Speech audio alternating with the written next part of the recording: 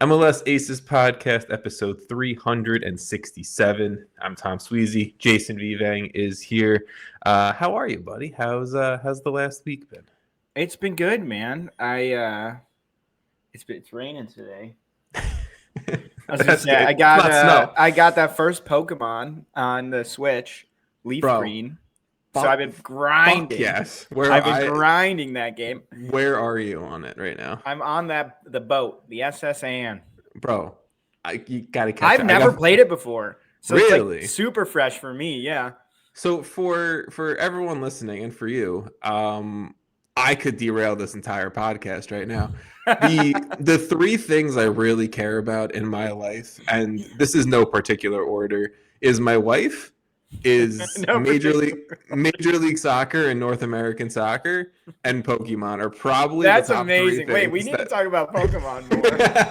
Are you gonna get the new one, the Wind and Waves or whatever? Yeah, Gen 9, Gen 10, whatever Gen 10? it is. Yeah, I'm pumped for that. I mean, I just beat ZA, and I haven't played ZA. My nephew thinks I'm the coolest dude in the world because he finally found out what Pokemon is, and I'm like, fuck yes. Fuck yes. Anyway, guess the starter I picked. You seem like a Squirtle kind of guy. Wrong. Really? Bulbasaur? Yeah, Bulbasaur. Yeah. He's my king. You're smart. Bulbasaur. You're smart you're not a Charmander guy. You're smart. I don't even know like the whole like best strategy. Best strategy, I think it's Bulbasaur. I love the angry turtle or angry toad. Yeah. Yeah, that's fine. Look, big frog. Bulbasaur is 100% the best starter. I picked Squirtle because I never actually used Squirtle as a kid. Having a turtle with fucking huge guns on his back is pretty cool. The only thing is, like, because I always did Bulbasaur, and then, like, because Gyarados was always the water option. Yeah. So, I want to get the Lapras. Yeah. I want to get that as my gotcha. Type. You get it for free. Or the Star. Is it Starmie and Staryu are version exclusives, I think. It's Leaf Green, I'm pretty sure. My friend has Fire Red anyways. We've already traded a few times. Can you trade not, like, face-to-face? I have no idea. The only time I've ever done it, we were in the same room. Okay, because I was going to say, I might need a trade. But anyway, we're going to move on from the Pokemon. I always pick the green ones, though. You always go grass? Grass. I almost always, like, I went grass starter for Gen 9, the Violet. Yeah. Spaghettito. Sprigito. Whatever its name was. It was a cat. I know. Is Gen 9? Is that the fire crocodile? Yeah, fire crocodile. Fuecoco. Duck, and cat. I didn't like the duck. I didn't like it. But I went cat, so. Yes, I mean, look, you and I are literally the same age as Pokemon, so that's pretty cool. 30th anniversary this year. Mm-hmm. Not to turn off listeners even more, I think we should transition into Major League Soccer in North America. Someone out there was like, wait, is this the podcast? Someone also just fucked with us really hard, and they were like, I love these guys right now. But yes, Pokemon nerds, US soccer nerds, like what could be better? I mean, my wife probably would challenge that and say she wishes it wasn't a Pokemon and U.S. soccer conversation every other night. But it's fine. It's fine. Cool. Let's talk Major League Soccer, Jason. We are getting the final little sprinkle in of moves happening. I don't know if there's anything specifically that I feel like we really want to kind of overly cover. I did see reporting coming out today that Griezmann to Orlando is off because Atletico Madrid made the Copa del Rey final. So I guess Griezmann wants to get sent off with Atletico on a final, on a trophy, right? Or the potential for a trophy. So we will see, I guess, if and when, again, Antoine Griezmann comes to Major League Soccer. Christian Ramirez signed as a free agent to Austin FC. We'll definitely talk about that in a little bit. Yeah, I was going to say that one maybe we should talk about, but also that one's just default. We will talk about. We will talk about it. So I'm not going to get super crazy on it. Sporting Kansas City signed a player. Unfortunately, it's to a pre-contract, so he won't be here until the summer. Or Blorian Toronto FC signed a center back, Benjamin Kusevich from Fortaleza in Brazil. He's a Chile international, 14 or 15 caps for them, and they need it. I'm just kind of going over these pretty quickly. And then Atlanta United did sign Matias Galarraza on loan from River Plate. He's a central midfielder. And again, they need the talent and everything else. I feel like that's it in terms of moves that are really like important. I don't know. Any other one you want to talk about? No. Got it. Okay. Let's go into CONCACAF Champions Cup a little bit because last week, hand up, my bad. Like you're the deep line playmaker that just like overcooked the ball a little bit. Like my bad that we kind of rushed last week's episode. We're good. Last week was a fun episode. I hope everyone enjoyed that. And we still talked like 45 minutes, so I'm not too upset. But I want to talk CONCACAF Champions Cup because we do not have it actively happening this week, but we are getting it again next week, and it is going to be the round of 16. And we have some pretty fun, some pretty juicy matchups that I feel like we can kind of take a little bit of a look at. San Diego FC, they moved on past Pumas on a 4-2 aggregate. Obviously, I feel like we've talked about that aggregate a little bit more. They will go on to face Toluca, arguably the best team in the region over the last 18 to 24 months in the round of 16. LA Galaxy, they struggled pretty hard. I feel like, wait, should we stop and maybe just say like a sentence or two? I was just moving on from San Diego because we've talked about them a lot. But fair, if you have I was just going to say like, that's going to be a good matchup. Like I think San Diego, where they're at right now, is a super confident, well-run side. Like not anything that we haven't said before, but like, just because it's Toluca, who's terrifying and really, really good, like this is kind of like the biggest game San Diego FC's probably played. Yeah. Outside of some playoff games, maybe, but this is like the bar for competition. I mean, this is where San Diego is consistently proving that they're at and hitting these next levels, right? It's like winning the West last year. This is like this is when we get to see like real San Diego, like full blast. Like what can they do versus Toluca? Is it going to be really bad? I don't like, hopefully not, but like that tells us things, if it's really good, that tells us a lot. I will be honest. The first game's in San Diego, second game's in Toluca.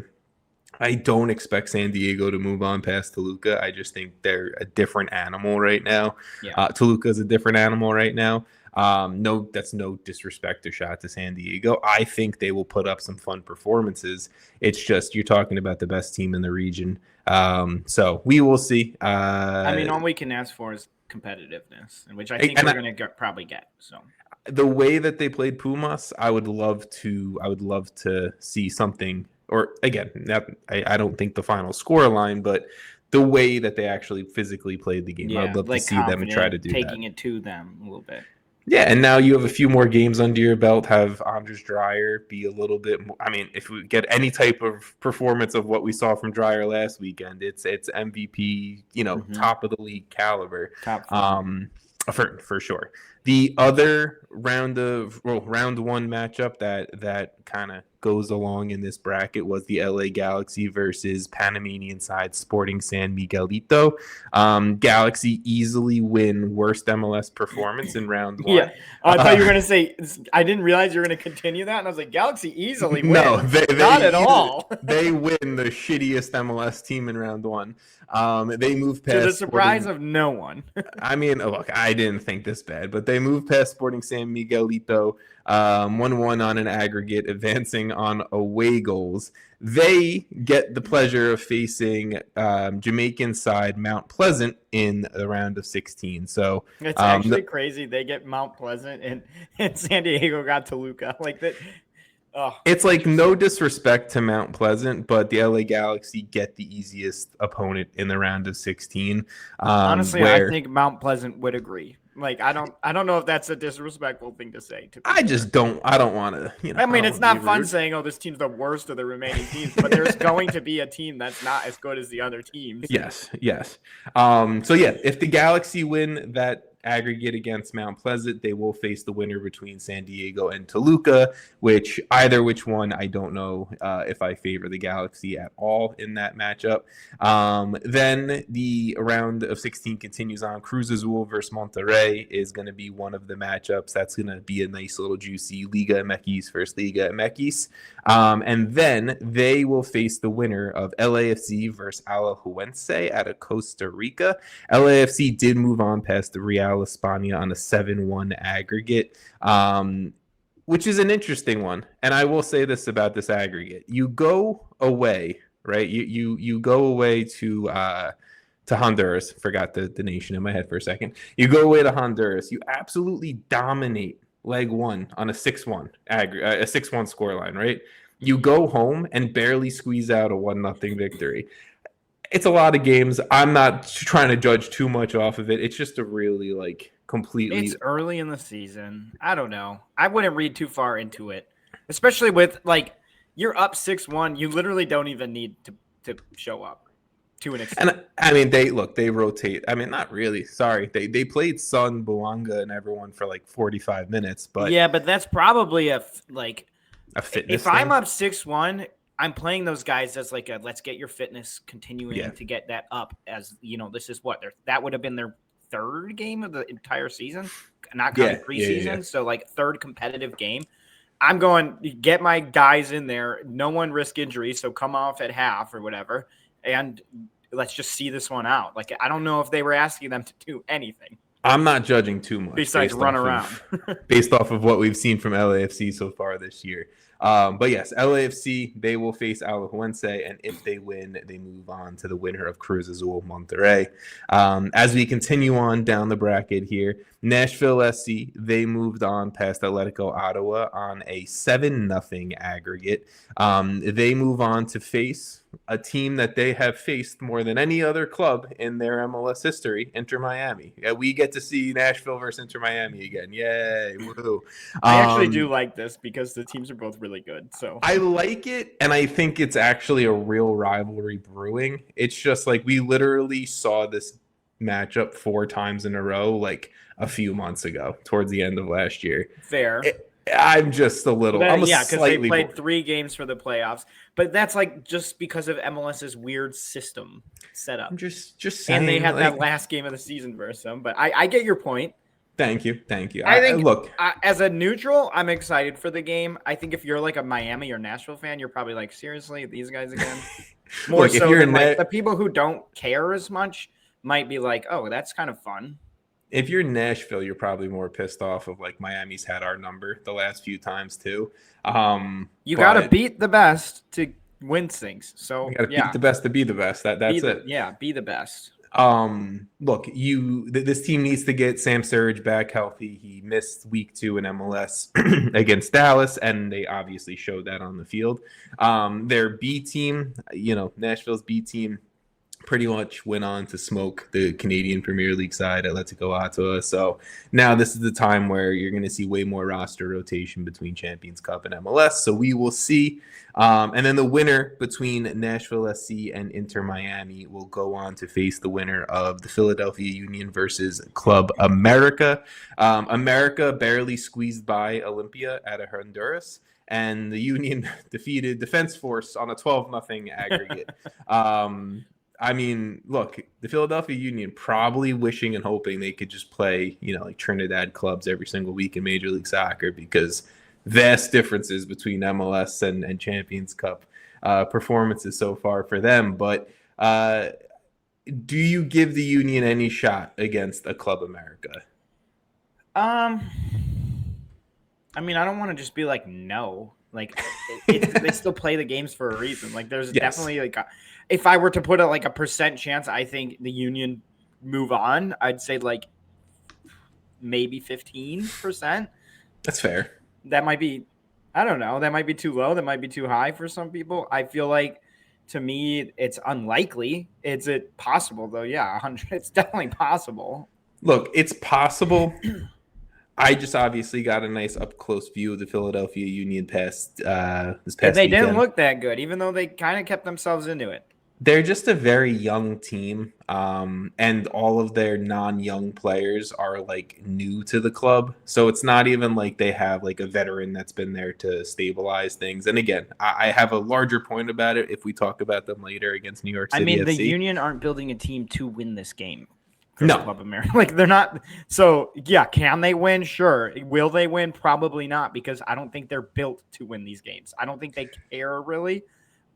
Besides just like based on the offseason and based on what we've seen so far, this isn't a team that's going out there to try and get, a supporter shield like last year. It's a far different team. Do you want to pick between Nashville and Miami to see? Just throw it out there. Random fun.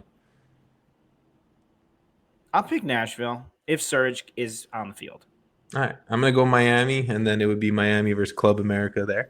Then the last grouping of matchups here, Tigres is going to be facing FC Cincinnati. Cincinnati moved past O&M FC out of the Dominican Republic on a 13-0 aggregate. The second leg was really, again, a fully rotated roster. FC Cincinnati, 2 guys in it, and they dominated 9-0. This is a matchup where if Evander's playing, and it's not expected to be a long-term injury from him, so I think there's a good chance he does play, I can see Cincinnati knocking off Tigres. Yeah. I mean, Cincinnati, yeah, they're good. Like, they're one of the better MLS teams. Yeah. So, for me, the 13-0 is definitely a good sign, even though the competition is about to get a lot better. But I think the fact that they scored 9 goals in a game, I don't care who you're playing with, that shows me that they're like at least really into this. Yeah. I mean, look, that night of Champions Cup was honestly just fun because you had, I think it was the Nashville second leg, it was the Cincinnati second leg, and then like the next night you had the Union going 7-0. Like it was just goals. It was academy kids. It was MLS Next Pro guys. I was all over it as a U.S. soccer nerd. Cincinnati has had like a very, I wouldn't necessarily say slow, but like not the greatest competition. Like their MLS games have been Atlanta, which obviously looks to be struggling again this year, and a loss to Minnesota. So like I'm a little worried they're like not ready, but we'll see. The only thing I will say is Cincinnati's played in Champions Cup now, like the last few years. They got eliminated by Tigres last year. Like, and a lot of these players, you have a lot of guys who like a Miles Robinson. Same staff for the most part. Who's they've played in international MLS, international US versus Mexico games, or they've played in MLS versus Liga MX games before. I give them a fair shout of knocking off the Tigres. I do. And then they would face the winners of the Seattle Sounders versus Vancouver Whitecaps, a little Cascadia in Champions Cup. The Whitecaps went on to beat Cartagenas from out of Costa Rica on a 2-0 aggregate. It was a 2-0 home win for them. The only real fun thing I want to mention is Cartagenas. Their athletic trainer got a red card in the second leg, and it was hysterical. Like I don't know. How do you get a fucking red card as an athletic trainer? But whatever. So yeah, you get Cascadia Cup here, Whitecap Sounders. Honestly, 2 of the best teams in the Western Conference. Probably 2 and 3 when you exclude LAFC, or 1 and 2 if you exclude LAFC from the conversation. San Diego fans about to come knock on your door. That's fine. I'll still accept that. I said what I said. But how do we feel about Whitecap Sounders? I'm excited. I think that's one of the best matchups. Like the most for pure MLS watching, that's arguably the best matchup. I think both. I think this is more fun of a matchup than Miami Nashville. Ooh.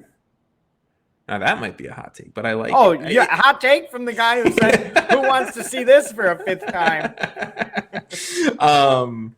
Look, I don't disagree. I think both teams they've been a little slow to start. I think the Whitecaps, yes, they've been winning games, but it hasn't been the smoothest, easiest, I guess, kind of offensive outputs. And the Sounders, right, 2 games in, the RSL game was a little weird one this past weekend, and now you have Jordan Morris injured in week 1 already, and some of these guys kind of not really hitting the levels we normally expect of the Sounders. I'm excited to see what it looks like, because I think both teams are going to be completely fine this year. I'm not saying anything of that they won't, but we will see who moves on in Champions Cup to the quarterfinals. Anything else about Champions Cup you think we missed? No, I think we covered it. Okay, that is it. Cool. Let's talk Major League Soccer, because we didn't get to talk any actual week 2. I mean, it's good. Week 1, we always say things and they never come true. So yeah, and look, we covered it a little bit, and I feel good about it. But let's dive into week 2. I put these in an order, Jason, of I think interest level. We can obviously go out of order here if we feel like it's not 100%. But just like 2025, just like the entirety of 2025. Wow, unfortunately, I can't believe who you put at the last spot. I think I also didn't put down two games completely. Yeah, I mean, look, Jason. You weren't interested in the Fire winning with 10 men for a lot of that game? The Fire should have had way more than 1 goal up until stoppage time, okay? Like, a shit ton more goals. Also, the craziest stoppage time ever. What, he had like 10 minutes, but then it was like multiple goals and a penalty kick, and it still ended in 10 minutes. Yeah, because they were like, Montreal's this bad. There's the Fire talk. We started Montreal, Chicago. Look, I was pretty excited. That was a fun game to watch, and the stadium broke ground. So there's your Fire talk, people. We can start with it, and I don't mind. We just talked about it. Can I just add one thing? Sure. It's not Fire talk. It's Montreal talk. Oh, no, CF Montreal. Don't say it. CF Montreal, easily early season wooden spoon favorites. Like, it is the most disjointed. You're telling me a -8 goal differential through 2 games is good? How are you up a man for as long as you are in that game? It was like 60 plus 70 minutes maybe. But like nothing. And it was let me just put this out there. Not a red. Come on. It was a soft card. There was a couple soft cards this weekend. MLS, take a look in the mirror. Come on. No one wants to see these. There's so many red cards in the league as it is. You don't want to see the soft ones. I don't want to see 10 men. I don't disagree. It's, to me, whatever. For as long as Montreal was up a man, they should have scored. It was literally like they didn't nothing. Even really like that threatening. They didn't even put together like an offensive like play. It feels like it just seemed like they were like content. Yeah, looking back, like thinking back on it, I never felt that nervous, even down to 10 men. I was annoyed, but we were already up a goal when we went to 10 men. Which is why the Fire should have won more than 3-0, even down a man. But it is what it is.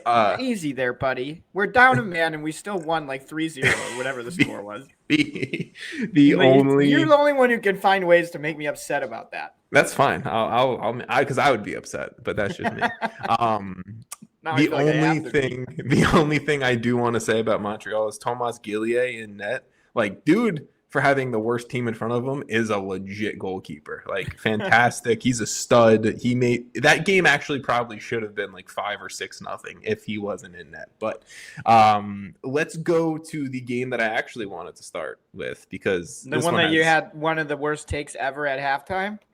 I did. I texted you an awful take, and I was like, "Wait a second, there's another half." Inter Miami. Never has anything worked out so well for me and so poorly for you. Trust me. You should see my Pokemon gameplay right now. Inter Miami come back to defeat Orlando City in Orlando 4-2. Lionel Messi's never played in Orlando before, and I think Orlando City fans probably would and should be happy, or would have been happy if that stayed the same.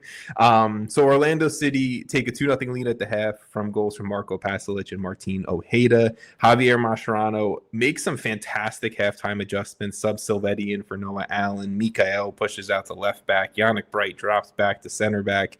Then Silvetti scores from deep. Talk. let's go. I mean, he did it. You have to give the credit to I agree. to Mascherano. Silvetti scores from deep in the 49th, followed by Lionel Messi scoring from the top of the box off of a beautiful little Talasco Segovia layoff. Segovia gets his own, when Segovia assisted technically on the Silvetti goal as well.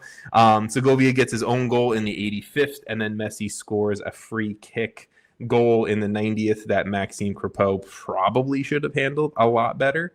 Colin Gusky in the 88th for Orlando gets a second yellow card. He gets sent off. Messi celebrating in front of the purple wall. Orlando City fans flipping him off. Messi asking, it was an assistant coach for Orlando City, if he wants him to sign his ball. I thought that was Oscar Pereja he was talking to. Regardless, it was an assistant coach. It's so funny. It's so funny. Messi, true, and this was actually a perfect text from you after, but I texted you, Messi hates Orlando City and is petty as hell and believes in this rivalry. And do you remember what you said? I think I said Messi just loves the league. You said he's fully embraced MLS, and it's I think for me it's like Messi. Obviously, he just loves playing soccer, and he's kind of a little asshole, and I love it. He's got that little side to him, and MLS is totally bringing it out. I don't know if we saw it as much at Barcelona for sure, but he's invested in this team and the league, and I think it's actually really cool to see. As much as people hate on Miami and Messi and how they just get everything they want, which is fair, it's actually amazing for the league how invested Messi is into it. He could have come, some other stars have come, and just kind of half-assed it, for lack of a better word, and just kind of phoned it in and been like, I'll get my paycheck, I'll live in America, and I'll be one of the better players. But he genuinely cares, and no one can convince me that he does not care. He is one of the most passionate stars, I think, to come to Major League Soccer, who knows, right, where he is in this league, his place. And I also think, it wasn't immediate. I think the first season was the Messi show. The second season was kind of a more breakout, kind of really, really good season for them.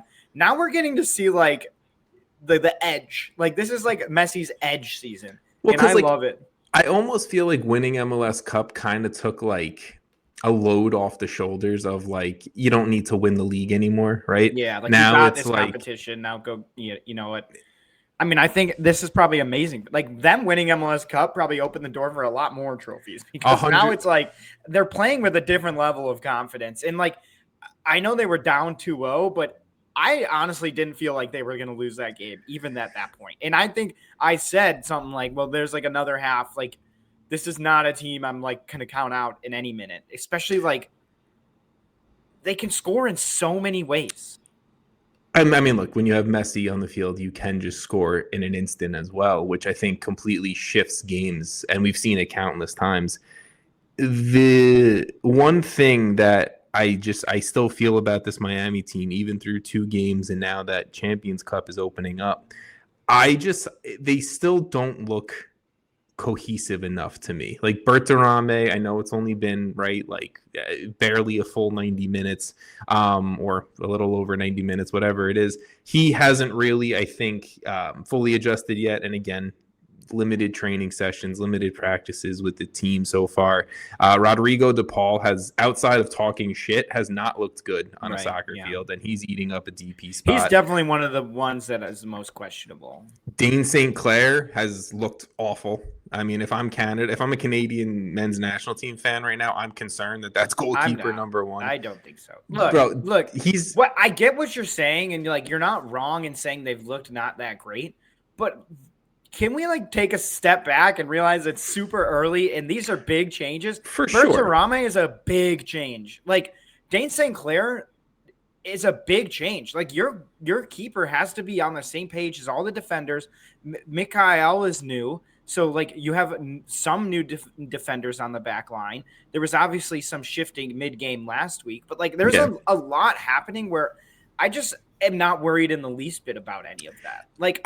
I have no fear that Dane St. Clair is going to get to the top of his form again. I have no fear that, Berterame isn't going to be successful. Yeah. I just don't know if it's I don't know.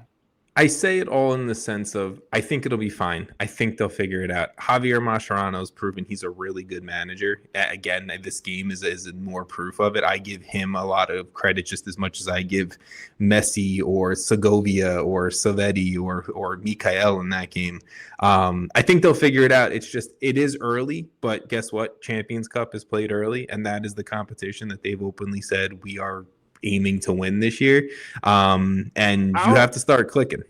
I'll also say, like, their first game was against arguably the best competition they're going to face all season. In LA, too. So, I mean. In LA. So you're talking like, yeah, sure, they're 1-1 right now. If this is bad Miami, I'm terrified because, like, the 5 goals against, I'm still worried about their defense. I'll be completely honest. I've never been a fan of their defense. It's never going to be the best defensive team. With the improvements, like, yeah. I mean, I think Dane St. Clair should, and Mikael even, should make it a much better, like, not worry about it as much defense. Hopefully. But 5 goals through 2 games isn't great. That last half they had, incredible.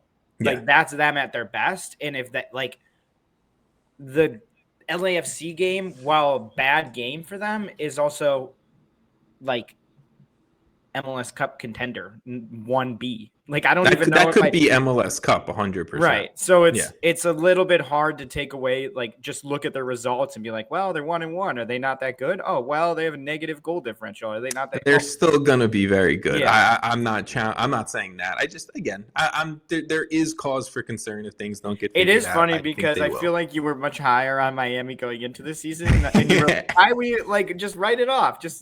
And I was like, well, look, who knows, man? I still think Nashville is scary when they're Bertarame on not the last goal because the last goal was the Messi free kick, to Segovia goal. Bertarame, like, that's like the Herman Bertarame. I think, like, that kind of, like, turn and run that he had in the box is what I think can be the game breaker. It's only going to get more lethal in better. Yes, like 100%. If this is them at their worst, then the MLS should be feared, bro. 100 should be scared.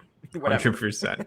I'm going to move on so we don't talk about Miami the entire episode because I could, not because of Messi, but, like, partially because of Messi. Partially because of Messi. Let's talk about the kids in New Jersey. So, New York Red Bulls, the kids continue to help the Red Bulls roll on to start the season hot. 2 straight wins, a 1-0 win over the New England Revolution.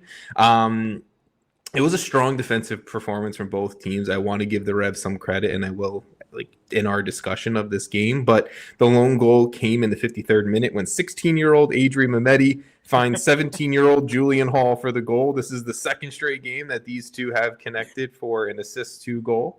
The Red Bulls, let's start with the Red Bulls.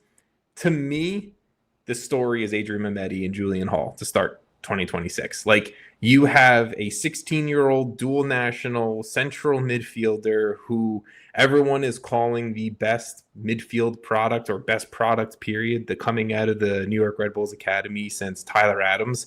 And you have a kid in Julian Hall who was dominating at the MLS Next Pro level for New York Red Bulls too, comes in and has presumably won a spot over Eric Maxime Choupo-Moting and is at the top of the Golden Boot race in the early season of Major League Soccer here. But Michael Bradley is developing kids, playing a different system with the Red Bulls, and has this team, like, actually playing fun soccer, which I don't think I would ever say the Red Bulls played fun soccer.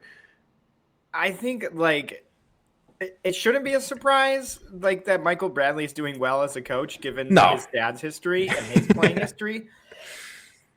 Like, he was essentially a coach for a lot of those U.S. men's national team games as well.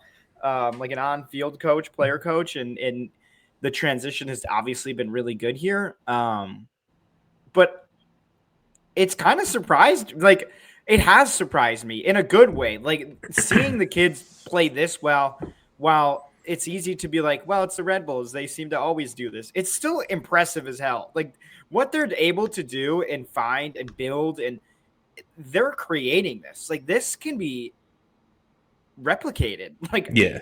And it has been. It's been multiple times. I will say that, though, this does feel different. And this isn't just right. Like, I don't know, Daniel Edelman comes up through the Red Bulls 2 system, or Peter Stroud gets drafted by the Red Bulls and turns into a starting caliber central midfielder for the Red Bulls. Like, these are two very special players. And then I think tagging along with the stylistic change, like, this isn't just Red Bull press, Red Bull press, Red Bull press. Like, there's a lot of energy. There is a lot of pressing. I'm not going to say that there isn't. But this is a little bit more of like a fun, traditional 4-3-3, like Adri Mehmeti's breaking lines with his passing, like Ronald Doncour's breaking lines with his passing. Like, this is a little bit more actual, like, soccer being played rather than just like sprint your ass off the entire time for 90 minutes. I think that's like, I mean, in defense of Sandro Schwartz, because I do feel like he's still a solid manager, and this is kind of like bashing him a little bit. Like, it did feel like last year during that like losing streak they had. I think there was one game I was watching. He was on the I think it was versus Charlotte, and he was standing on the sideline just like looking disgusted. Yeah, I think he kind of lost interest, and it seems like the team lost a lot of interest in it. So I almost feel like this is like, we knew where this team was at. This team made MLS Cup 2 years ago. Yeah. So it's a good team that now you changed managers, have a much different, more I would say like free system here, with two kids who are just bursting onto the scene. It's like a really like 3-pronged, like everything kind of happened at once for them going from last season to this season that has sort of like created this revolution. Yeah, no, it's like, I don't know how to describe it for people who aren't Red Bull fans or who haven't, I guess, maybe watched the Red Bulls in these first 2 games. Of like, this isn't just like the Red Bull soccer you've seen played from fucking 96 to 2025. Like, this, Michael Bradley is doing different things, and he is a Bradley, which, so to your point, Jason, you know, he's had good examples of it from his dad from his entire birth, life. Yeah. Literally as a 3-year-old, he was being coached by a professional coach. And he's getting performances out of like Justin Che at center back, which I didn't know what Justin Che would be coming back to Major League Soccer. He's looked really good through 2 weeks. Jaquil Marshall-Ruddy was like, I kind of lost faith in him eventually developing into a really good, I guess, like MLS even starting caliber player. And he's looked good. Ethan Horvath has looked strong in net for the first 2 games. So, look, you know, you would only assume and think it's going to get better and hope for, you know, like Mehmeti and Julian Hall and some of these kids' sakes, it gets better. But I'm impressed. I guess and no, I would say. Like, yeah, it should get better continuously, but like also these kids are really young, and I feel like we need to take like a small step back and be like, there's a chance that this is the high, and it's not a straight line upward. Is basically what. Well, I guess I mean, right? Like, no, I know what you're saying. Like, it's definitely going to get better, and it's going to look better and stuff. But I wouldn't be surprised if this team was a little inconsistent this year. I don't think Julian Hall is going to be like top of the Golden Boot at the end of the season. You know, like, I'm not sitting here saying that, but I think, you know, it's really good signs. Adri Mehmeti, the kid's ridiculous. I also just think, like, I think it's a Red Bull. I know, like, that you're like, to your point, Michael Bradley's changed a lot, but I think like something about the Rebels as an organization is just like, this team's been disciplined with any player forever, right? Like, there's a certain level of discipline, especially with their backlines, that are just consistent. And that is like the foundation of like a very consistently good team. Also why they were very good for a very long time. Yes, I think, there is still that Red Bull DNA. There is still a little bit of that I think just keeps them at a certain level. But no, I don't disagree. The only thing that I really want to say about the Revs, obviously, right, like 2 losses to start the year, not great, especially the week 1 loss to Nashville. But you get Mamadou Fofana and Brian Ceballos back at center back for game 2. They didn't play at all in the first game in that 4-1 loss to Nashville. And I think that helped a lot. Like, Nashville actually looked pretty cohesive defensively. They looked much better. I liked what I saw for the most part. Offensively, like, so disjointed, and unless it's Carlos Hill doing his magic, I think that's what we're gonna see. I think it's time for Campagna to move on. Like, I don't know. I'm over with the Campagna show in MLS. I don't think it really was successful. I'll also say like Dor Turgeman, the U22 striker that they brought in halfway through last year, like he just looked. I hate when like players kind of like mope around the field, like put their head up, like especially a young player. Like, look, if I'm a manager, that's the type of shit that I would be like, I don't give a fuck how, don't do that shit. Like, I just don't like that optically. I don't like that, like what the message is being sent to your teammates, the other team. He was doing that a lot. Not that I'm overly holding that against him. I'm just saying, like, I don't like that shit. I think there's a DP spot open, and I think they should go get a DP striker, and this team would be interesting. Yeah, well, I think you have to move on from one of the two, and to your point, move on from Campagna and figure it out. Yeah, I mean, my thing would be move on from Campagna, get a DP striker, and I think this team is actually pretty scary. Yeah, or maybe not scary, but definitely competitive, competitive. Better for sure. Yeah. Cool. Okay, let's go to Real Salt Lake. They bounced back from their week 1 loss to defeat the Seattle Sounders 2-1. It's like some crazy number that the Sounders haven't won in Salt Lake City in like 16 straight matches. It's like it goes back to like 2020 or 2019 or something like that they haven't won in Salt Lake City. Insane. So whatever, the streak continued here. Zero DPs on this team, isn't there? No, there's one. There's Julia Vogue. Julia Vogie. Yep, you got it. Rafa Cabral, strong game in net. He had 6 saves to keep RSL in it. We have the debut from new left wing back Juan Sanabria. He had an assist to 18-year-old Aiden Hezarkani in the 23rd minute. Then the other wingback, obviously stud young talent, Zavier Gozo had the what was it? The unanimous pick for youth player from the next breakout U.S. youth player. Yeah, he had the assist at right wingback to Piol in the 47th minute, and we also got debuts from Lucas Engel at left center back, their new DP winger forward Morgan Juliavogi, who he looked really good in his short little stint. This gave me a lot of hope in RSL, and RSL might be my new FC Dallas for this year. I don't know. Julia Vogie looked really good. I think, and this is a team that doesn't have Diego Luna yet back in the team. You have a bunch of debuts for guys who I think are going to be game changers. Another team that should get better as the season goes. They should, because guys will actually, and they have room to make more moves, be it in the summer if they really want to make a push. Although at times I feel like RSL has been not making pushes, but it could also be when the World Cup ends, Diego Luna could be sold and Zavier Gozo could be sold, and we will see where RSL's at that point. I think this is a fun team. It's definitely a team that like you throw on MLS, whatever, 360 when they show it. You're like, I like this. I don't have a ton to say. I think it's fun. They're a fun team. They are also playing a lot of kids. Like, and sorry to Aiden Hezar Karhani, but he's gotten 2 starts to start the year with injuries, and then you have Luka Moisa, the 17-year-old, playing central midfield, and I'm maybe not like best team in the West. Obviously, I'm not sitting here saying that, but like this is a team, to your point, Jason, that I think a single person thought that's what you were saying. I think a team you want to turn on for sure, TV wise, every single weekend. And then the Sounders, I'm not going to sit here and say like I'm not worried. The thing I would be worried about actually like is the injury history, because it's just like it's something I feel like we talk about every year. Probably multiple times a year. It's like, can they stay healthy? Can Pedro de la Vega be healthy? Can he play at his best? Can Jordan Morris play at his best? Can Paul Arriola, I mean, who's getting up there in age at this point, but like my point stands is like injuries are typically the thing that derails the Sounders season. Oh, yeah, because if the Sounders were healthy, just like take a look at their athletic staff, like the people in the. Jordan Morris? I'm not trying to call anyone out. I'm just saying, why is this happening so much?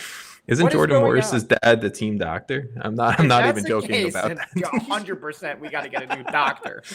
Look, if the Sounders were a healthy team, they are one of the deepest, if not the deepest, in Major League Soccer. And I agree with you. And I think that avoids a lot of the issues that we see pop up with them year in and year out. But I think they're going to be fine. I think they're going to be in the playoffs. I think they're going to be probably in a home playoff spot still. This is one game. I'm not that worried at all about it. Do we know Jordan Morris's injury? He's expected to be out a few weeks. Great. So, yeah. That's actually not that bad given what it could be. It is. Someone's going to have to step up, I think, goal scoring for him, whether it's Osaze de Rosario, who's started out slow, whether it's Danny Musovski, who started out slow. Is it wrong to say Ferreira has not scored for the Sounders? No, he has scored for the Sounders. Okay, that's what I thought when I was watching in week 1 when they called. Wasn't it his goal they called back? He had a goal called back. Yeah, and I'm pretty sure they were like that would have been his first goal. But I was like, no. Last year, I'm looking at it right now. Last year in MLS, he had 4 goals, 6 assists, 5 goals. So they were just messing with my brain. Maybe like first goal in the season. I don't know. In week 1, that would have been his first goal. No way. But yes, Jesus Ferreira, he has looked better. I honestly probably just misheard what they said. So it's okay. I'm not calling anyone out. You guys are doing a great job on the broadcast. I want to see the Sounders bring the energy that they brought against Colorado in week 1. They didn't really have that in RSL, but that is my only critique of them in week 2. They've got who they got coming up. They've got St. Louis. That should be a fun one. St. Louis in St. Louis. So will be good. Let's go New York City, go on the road to the Philadelphia Union and pick up a late winner 2-1 thanks to Before Tayvon we go too far Gray. Into this one. Yes. 4 games on Sunday is absolutely the best way to do this. You could have even sprinkled in a 5th. I would have taken a 5th. You could. I just mean 4 at a minimum is amazing. It makes Saturday watching better, and it makes Sunday watching just absolutely peak.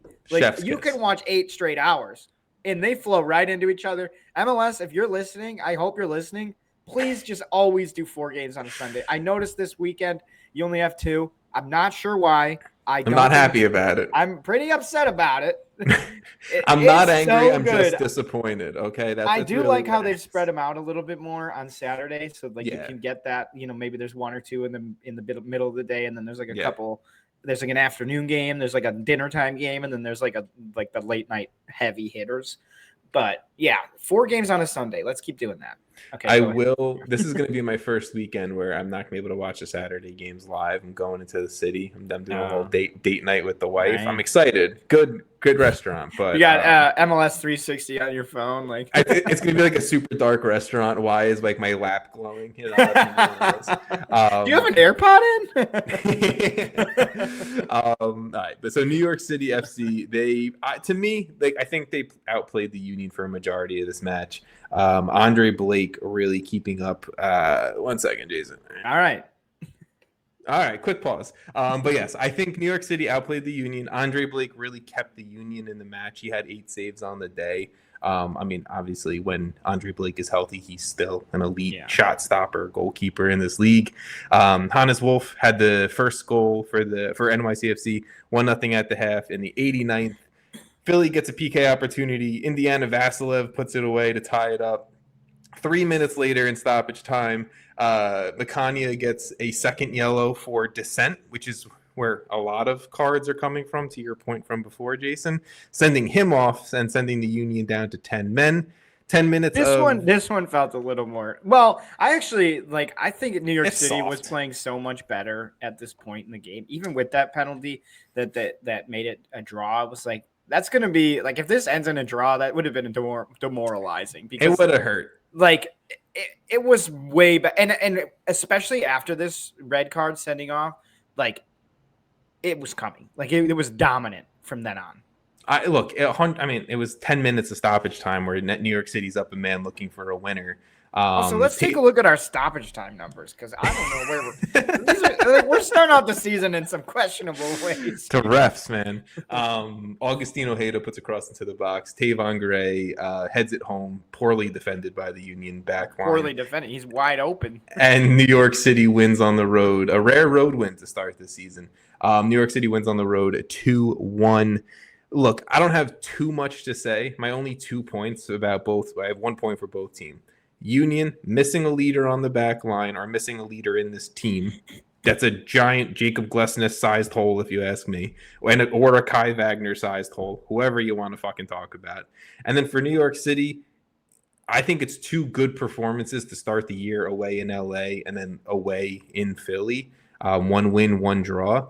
Everything looks good. I like what I'm visually seeing. This team just needs a 9. Like, this team needs a true striker. I liked what our homegrown Seymour Reed brought. He is an actual true striker, a true number 9. If Alonso Martinez doesn't get hurt, this is like a top 3 team in the East. They're fighting with Nashville and Miami. This 100%. team is really fun to watch. And Keaton I'm Parks not just saying that back, because I know you're a fan of them. Hey, look, to me, Keaton Parks being back is the absolute game changer for this team. Like, he is such a good central midfielder that just kind of does it all, and it really sucks. He's been dealing with some heart issues. And you've been consistent about that take for years, I feel like. Keaton Parks should be a USMNT level central midfielder. Yeah. No clue why he's not getting called. Well, heart issues probably. Yeah, probably because he's been not necessarily available for most of the games. Keaton Parks, underrated player in this league when he's healthy, and you see the difference in the team. And yes, if Alonso Martinez is up top, this team wins both of these games pretty easily, if you ask me. But that's my take. Anything you want to say about Philly or New York? I kind of took over that game. I'm sorry. I had a fun time watching this game. I don't really think I need to add much. Like, I think you're right. Philly is like, they have holes in terms of leadership and stuff that are expected to be there. Like, they lost arguably, not really even arguably, like 2 of the most important defenders in MLS. Like, at that point, like, in terms of games played and experience and I think for Andre Blake, who probably had a really good working relationship with those guys in front of him, is I would assume having a much harder time of it, even though he's still playing at a top level as he does. I mean, the guy is an absolute stud.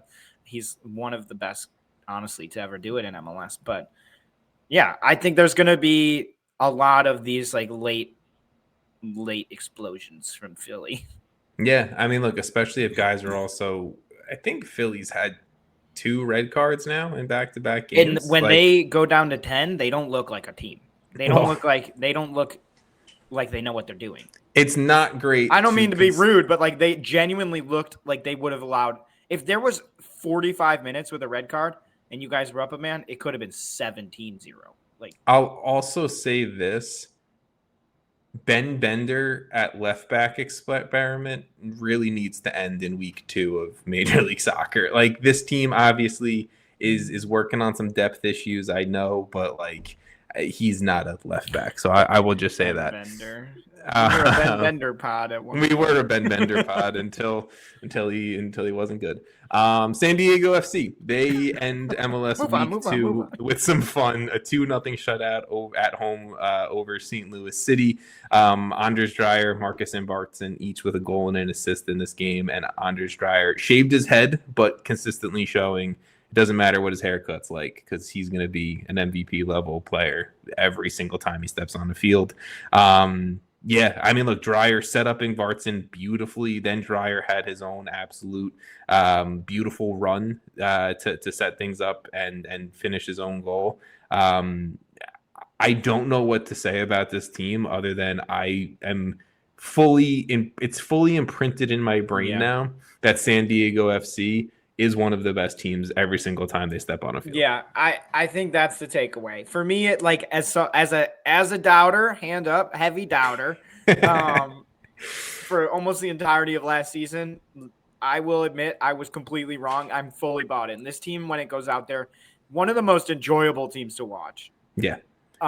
And one of the best teams. So I think I was just looking at like how we've talked about, like, I think this is like our 6th game we've talked about. MLS is in a great spot, man. We've got some really, really fun teams. Yeah. Like really, really good, fun teams to watch. Like we've talked about like a lot of teams already, and you could argue many of them were just fun to watch. Regardless, like even RSL, maybe not the best team, fun to watch. Exactly. It's you want to see the stylistic and tactically like strong. The Red Bulls, a team that both like I don't even think I picked them to finish 14th. Like very fun to watch. I love being wrong about this kind of thing though. And look, kids and like young players playing and doing well, I think is a big part of like kind of just what makes fun MLS teams and soccer teams fun to watch. Well, and like San Diego with Dreyer is just, if Messi wasn't in this league, he'd run away with the MVP. Dreyer, to me, is a top 3 player in Major League Soccer.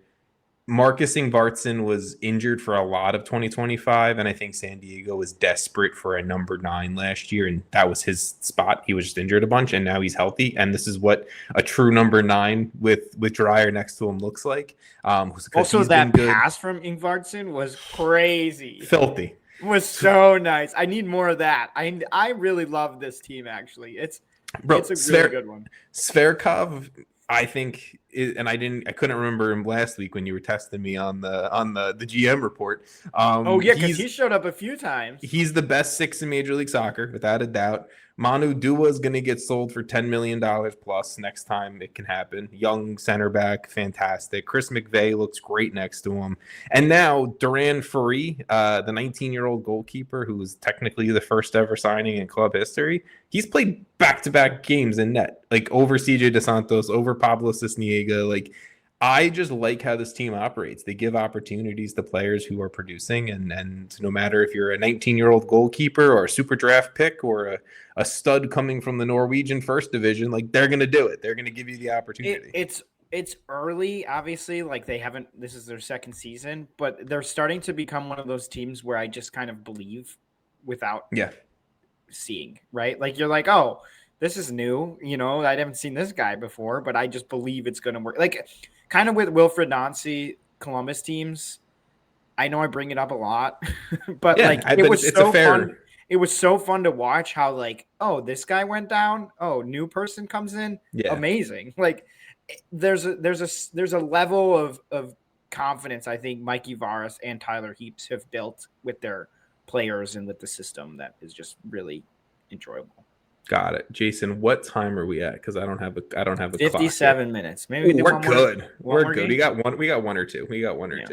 Okay, let's go. I'm gonna skip the one if you're okay, because I do want to talk San Jose really quick. I mean, I think just that, like, for Cincy, not having Evander was obvious. I don't even think Cincy looked bad against Minnesota. I'll be honest. It was just like your star player wasn't there, and you're on Champions the road. Cup midweek. So.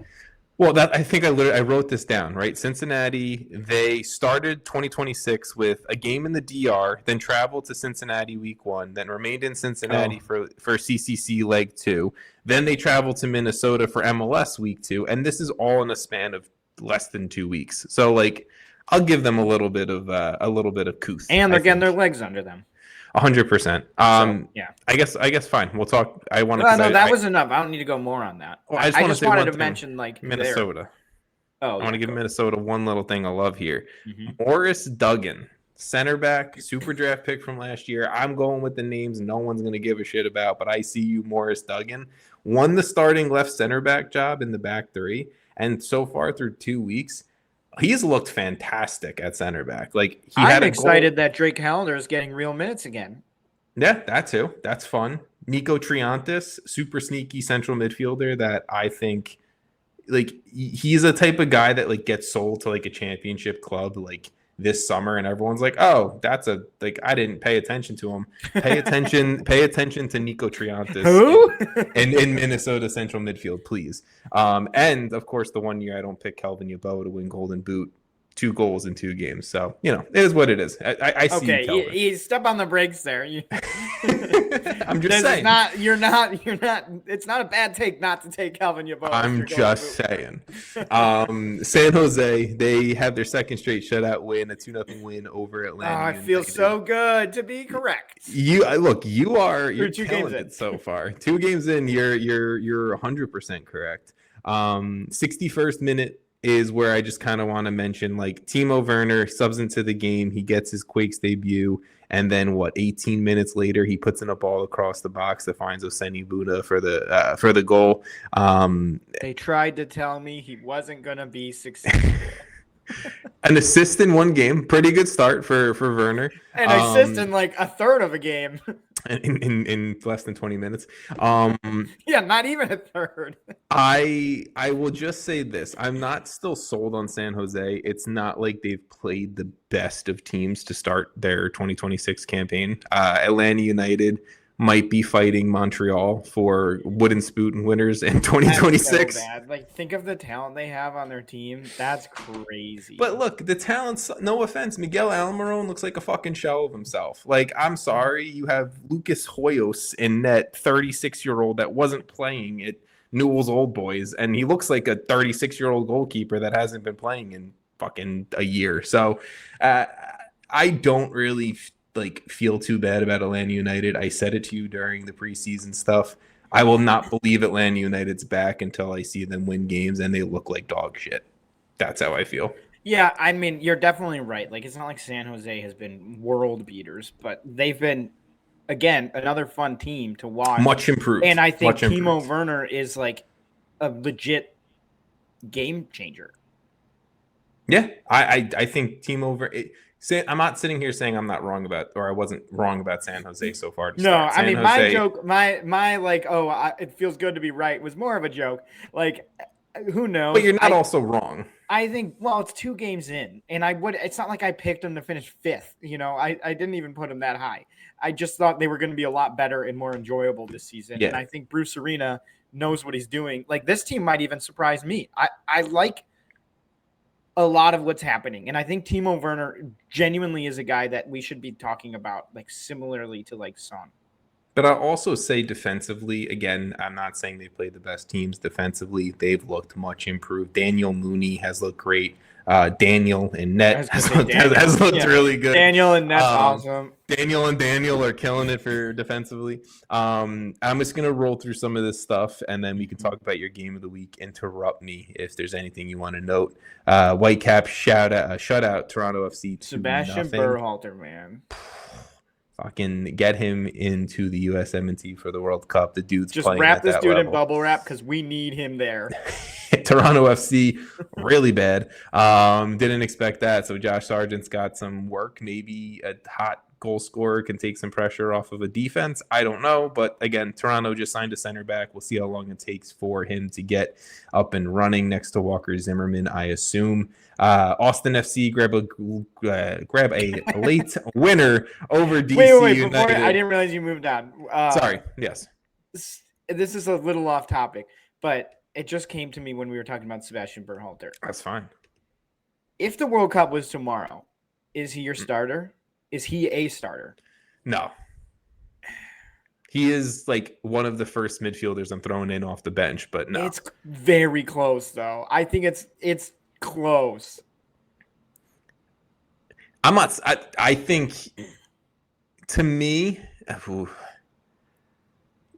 you have McKennie. You have. I have McKennie. I have Adams. I have Tanner Tessman. And I think you have to put Berhalter and Christian Roldan in that core group of 5. And so I'm starting 3 of those rotation 5. MLS players in. Literally. I mean, look, hey, except for McKennie. But yeah, I think you could argue Roldan or. Oh man, that's a tough choice. I'm glad I'm not Poch. It's my starting 3 would be Adams and Tessman, and then like McKennie sitting in front of them. I am okay with that group. Yeah. Or push Tessman up and have look where McKennie. We're at right now feels pretty good. Like I like the fact that you can even have this debate, but 100%. Also, Sebastian Berhalter's still really young, isn't he? It's like 26, 25.